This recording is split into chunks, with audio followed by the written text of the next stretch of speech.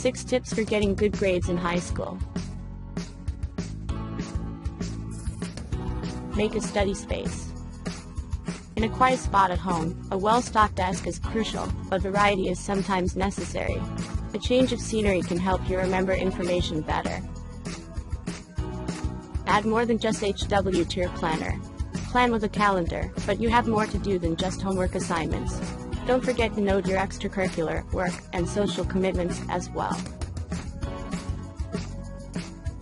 Consider starting small. A research paper can seem to loom, but if you work on a piece every few days, you'll stay motivated. Take a few minutes every night to write a paragraph. Organization doesn't happen by itself. Set up a system and stick to it. Keep a color-coded binder with tabs for every class in your schedule. It's best to keep your system simple if it's too complicated. Maintain a routine. What time will you set aside every day to do your homework? Plan your study time. This may change from day to day, depending on your schedule. And get started. Make your workspace distraction-free. According to a study on workplace distractions, workers take an average of 25 minutes to return to their previous work.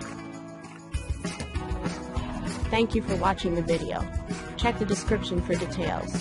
For more, follow www.homeworkminutes.com.